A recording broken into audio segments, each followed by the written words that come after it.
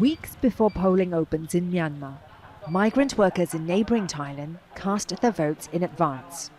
One of them is KHIN from the SHAN ethnic minority, who works with a non-governmental organisation that helps Myanmar migrant workers in Thailand.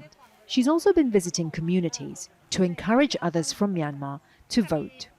I want to explain to people that we can't ignore politics or the election. This is about our future. If the political situation improves in our country, then our lives will be improved, and we wouldn't need to leave the country to find work. But back in Myanmar, not everyone will have the chance to vote. Polling will not take place in dozens of townships in conflict zones or those deemed under the control of ethnic armed groups. LENG is a SHAN refugee living in a camp for displaced people in Thailand.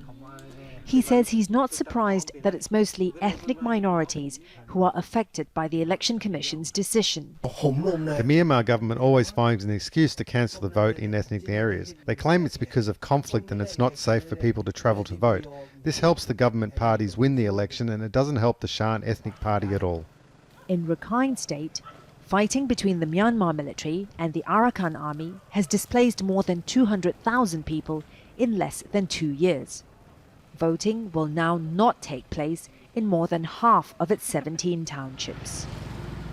Rakhine State is also home to most of the country's ethnic Rohingya, and the majority won't be able to vote. Even though they've been in the country for generations, the government considers them stateless and has over decades used a series of laws to deprive them of citizenship. In 2017, a violent military crackdown on the Rohingya caused nearly 750,000 people to flee to Bangladesh. We were disenfranchised as a whole community. So this election is meaningless for us. We cannot participate. That means, we will not, the result is nothing for us. This is Myanmar's second freely contested general election since the end of full military rule in 2011. Many analysts expect the ruling party, the National League for Democracy, led by Aung San Suu Kyi, to win.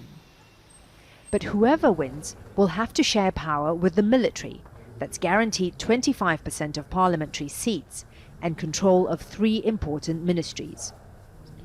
And many here say that shows there's still a long road ahead on Myanmar's path to democracy. Florence, Looi, Al Jazeera.